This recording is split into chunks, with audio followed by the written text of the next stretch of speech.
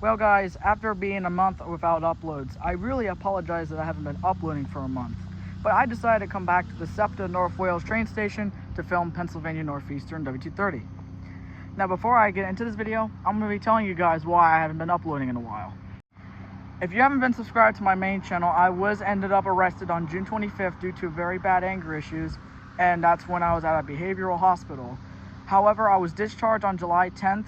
But I'm going to say, this could take a while for me to do train content, but I will continue to post our best here to film more content while I can. I made a whole video and story about it on my main channel, which will be linked in the description.